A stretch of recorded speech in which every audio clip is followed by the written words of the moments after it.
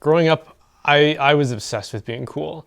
I liked the idea of standing out and being set apart, and I sympathized with rebelliousness, this idea of sticking it to the man. At a certain point, I realized that the most rebellious thing a millennial like me could be is a Catholic. So in that sense, maybe it is cool to be Catholic. To know if Catholic Christianity is cool, I think we have to properly define what it means to be cool. And as far as I can tell, there's a couple different definitions. On the one hand, being cool means fitting in, wearing the right clothes, listening to the right music, using the right app, using the right slang, and whatever else is approved by the herd.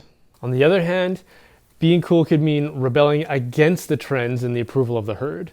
You embrace an attitude that says, I don't care what other people think of me. And in so doing, you impress everyone. As opposed as these two definitions seem to be, they do share one thing in common. They both depend on an awareness of the trends and fashions of the day.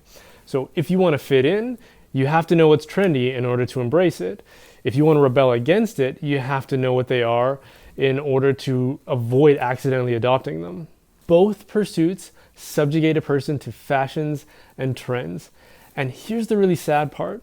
Fashions and trends are arbitrarily defined by media personalities and advertising executives for one reason: to sell you crap that you don't need. Like the last iPhone would serve everyone's needs just fine, but if you want to be cool, you have to be using the latest one, even though whatever improvements they've made are impossible to detect for the average user. Cool is an arbitrary standard that turns a person into a means to someone else's ends, an end that makes them rich and you into an easy sell.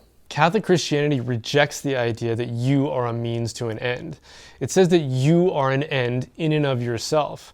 You are the object of God's love. So if my definitions of cool are accurate, then I would say that no, Catholicism is not cool.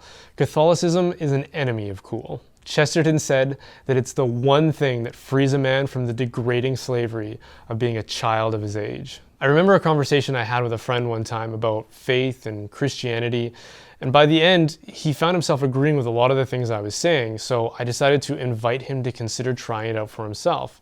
Spend some time in prayer, maybe even go to church and discover if it's real for yourself.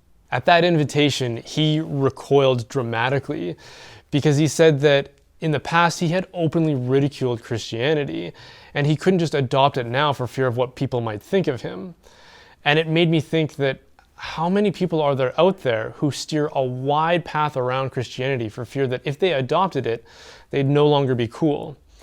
And they'd be right. You could say that a slogan of our generation is to not care what other people think of you. And Christianity is one of the few things that will really put that to the test, because you will be ridiculed for adopting it. Nobody knew that fact better than early Christians living in the Roman Empire. One of the earliest depictions of Jesus comes from graffiti that was carved into a wall that was mocking a Christian for worshiping a man that was crucified. Because crucifixion wasn't just used to torture you to death. It had the simultaneous effect of publicly humiliating a person, and the Roman Empire used it to great effect to subjugate anyone who would oppose them. So for Christians to worship and honor Jesus, a man who was crucified, that made them easy targets. But instead of hiding in shame, they owned it and adopted it as their symbol, as a lasting refusal to fit in. That symbol would eventually, triumphantly, come to rest on the highest peaks in the city of Rome. The crucifix in that sense is the most audacious symbol for not caring what other people think of you. And if that's important to you, then maybe you should take a more serious look at the faith that has held it high for 2,000 years. Thanks for watching, guys. If you want to see more cool videos, then please subscribe and like and share and follow and all that stuff. And come find me on Twitter and Facebook or YouTube, wherever you happen to find me, and follow along and stay tuned.